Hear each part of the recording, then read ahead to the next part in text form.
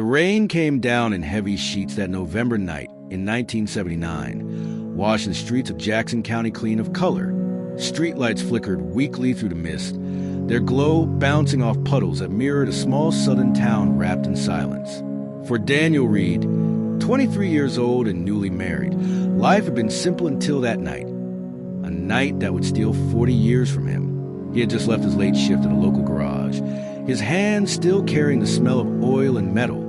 He was saving money to open his own workshop one day, a small dream he shared with his wife, Angela, who worked part-time at the diner across town. But dreams were fragile things in Jackson County, especially for a young black man in the 1970s South.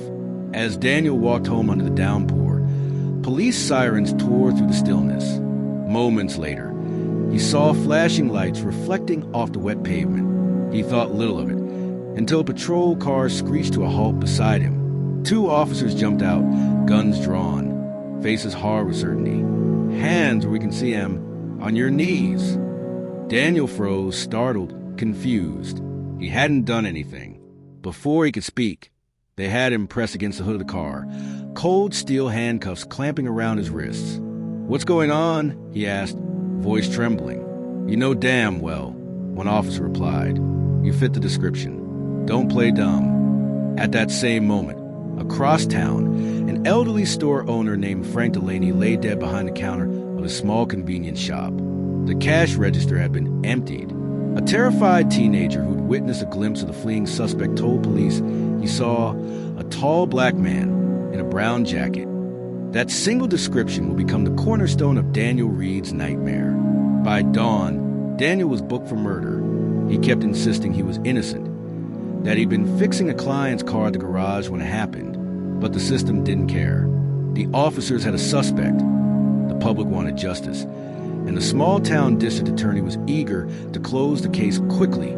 At his arraignment, Daniel's mother cried silently in the back of the courtroom, clutching a Bible so tightly the pages bent.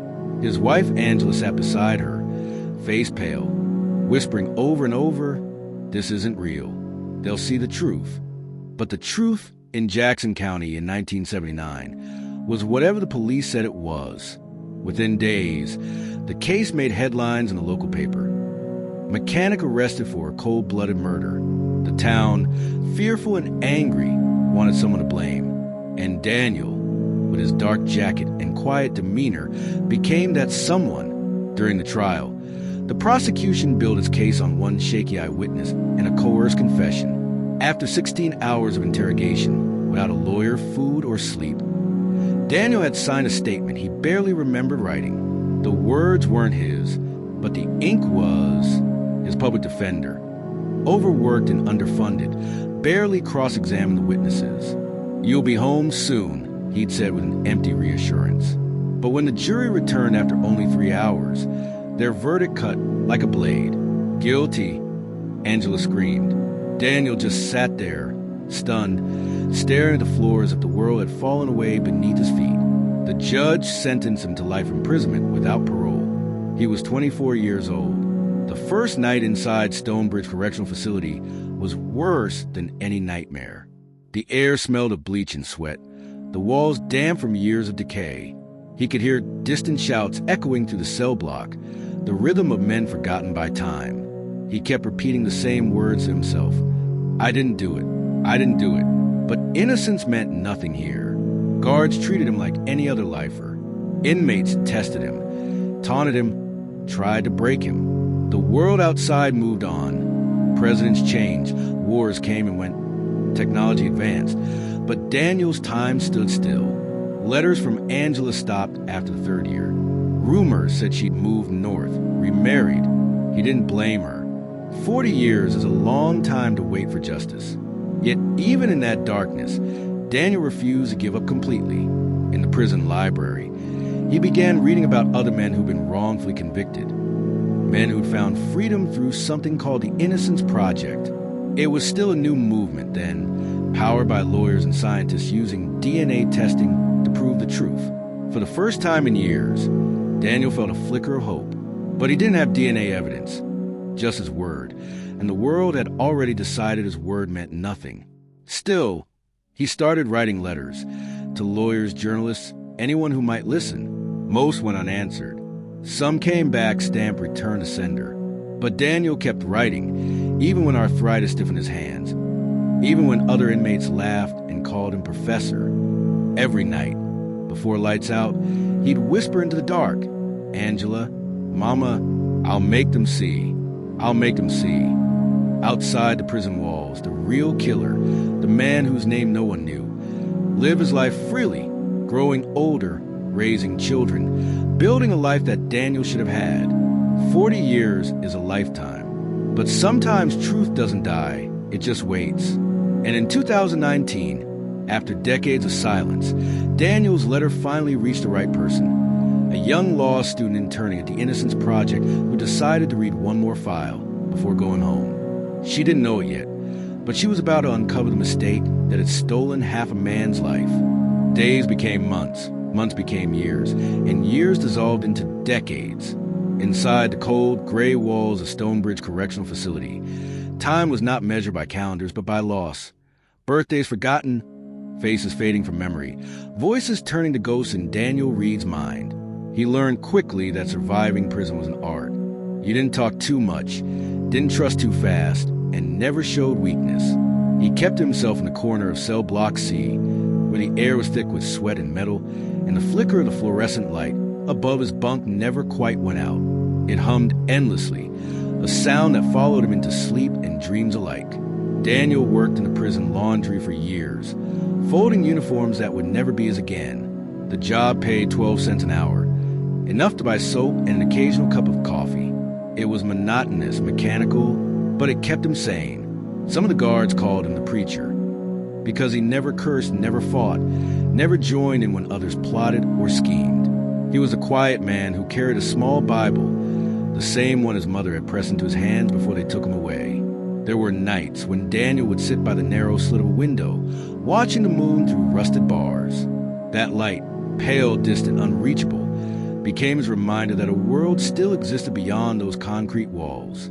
He had been locked up so long that he'd forgotten the sound of rain on a roof, the smell of his wife's cooking, the warmth of a hug that wasn't followed by the clang of steel doors. Every few years, he would write another round of letters, to the Innocence Project, to journalists, to law firms he found in old magazines. Most were never answered. When they did reply, it was always the same polite refusal. "Mr. Reed, without DNA evidence, it is unlikely we can reopen your case." Still, he refused to give up. He kept every denial letter neatly folded in a box under his bunk, not as a sign of failure, but as proof that he was still fighting. In 1993, another inmate named Carlos Vega arrived at Stonebridge. Carlos had been a paralegal before his own conviction, and he noticed Daniel's file one day in the library. "You still fighting this thing?" he asked. 40 years later, and I'm still breathing," Daniel replied. "That's something." Carlos smiled. "Then let's start digging." Together, they began combing through old transcripts.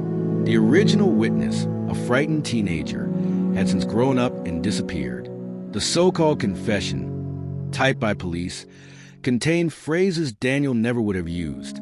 And one thing stood out. Fingerprints found on the store counter hadn't matched Daniel, but the prints were never run through national databases because the system didn't exist back then. By the mid-2000s, the world outside had changed in ways Daniel could barely imagine.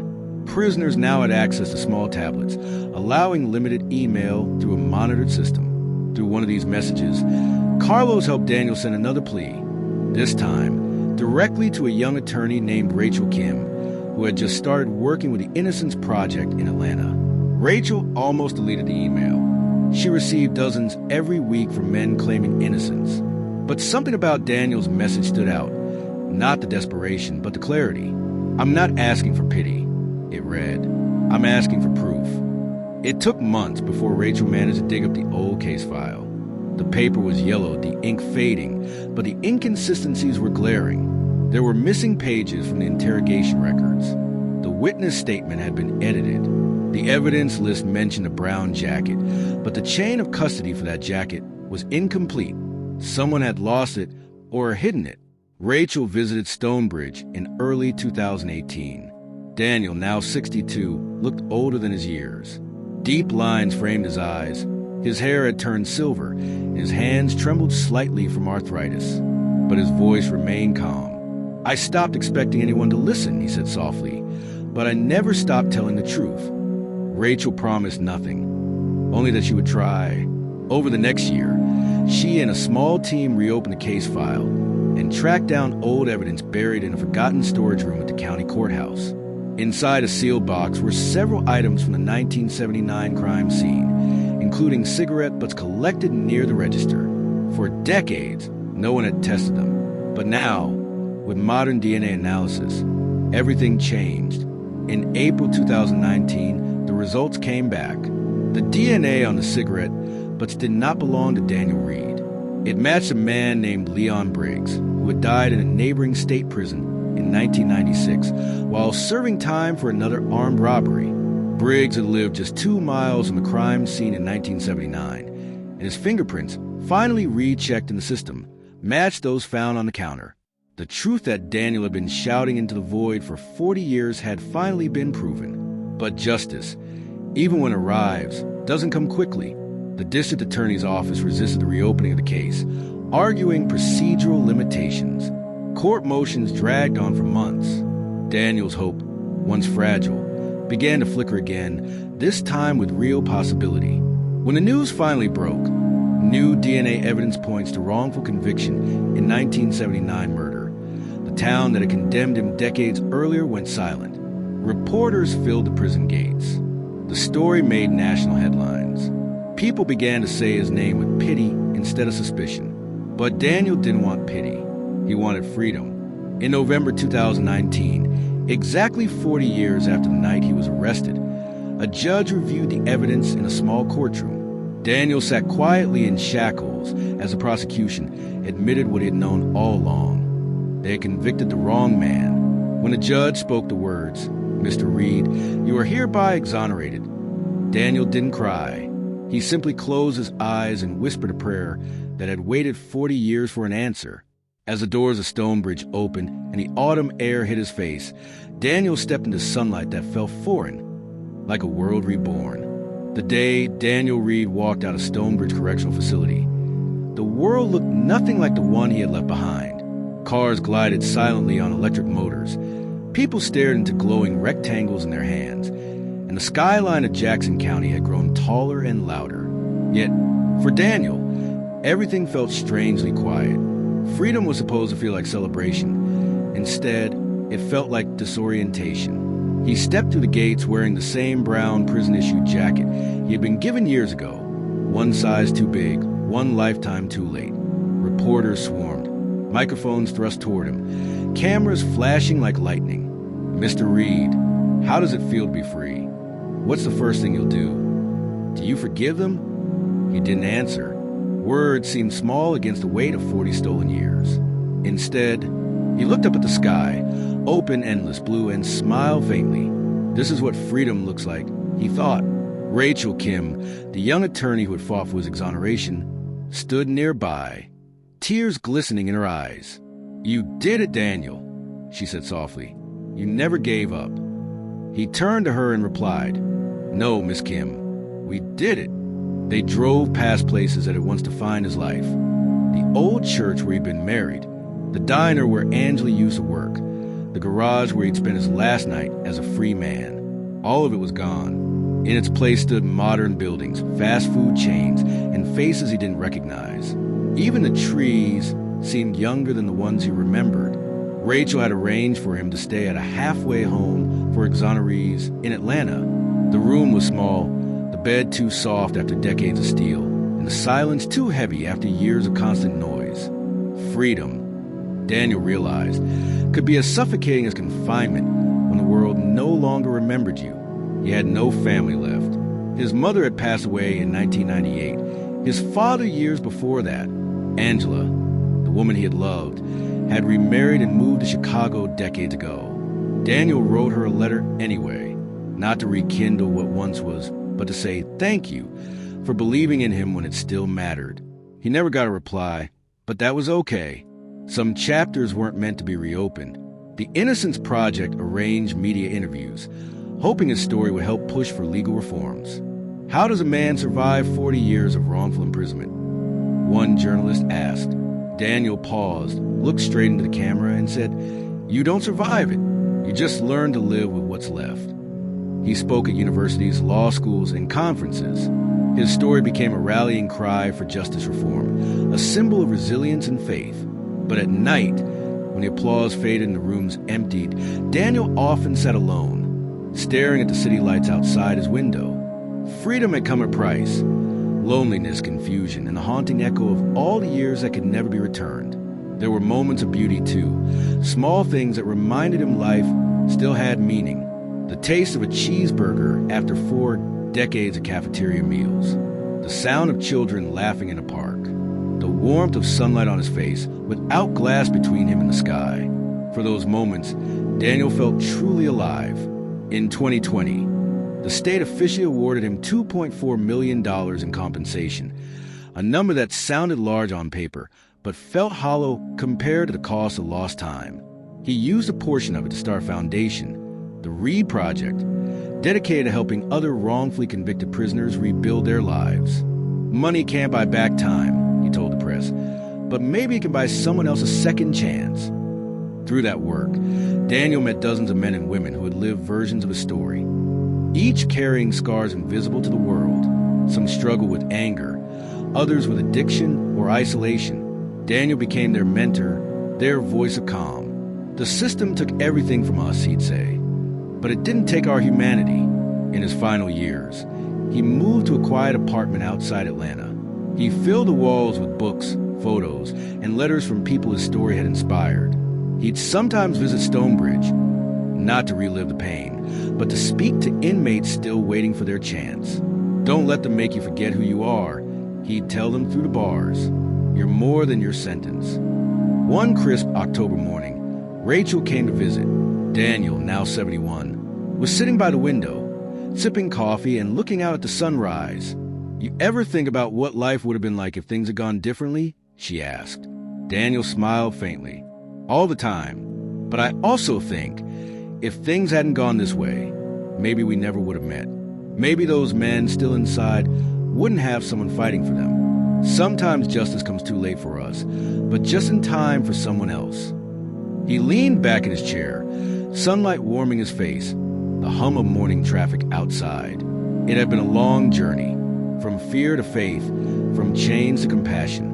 He had lived long enough to see the truth set him free, even if it came 40 years late. When Daniel passed away peacefully in his sleep 2 years later, his obituary read, "Daniel Read, wrongfully convicted in 1979 and exonerated in 2019. Dedicated his final years to helping others find justice. He was a man of quiet faith and unshakable hope. Proof that truth may bend, but it never breaks." At his memorial service, Rachel stood before a small crowd and said, "Daniel once told me that freedom isn't the absence of bars, it's the presence of truth. And he taught me that truth, no matter how buried, will always rise." As the sun set behind the church, the light caught the stained glass windows and filled the room with color. For the first time, it felt as if justice had finally found peace.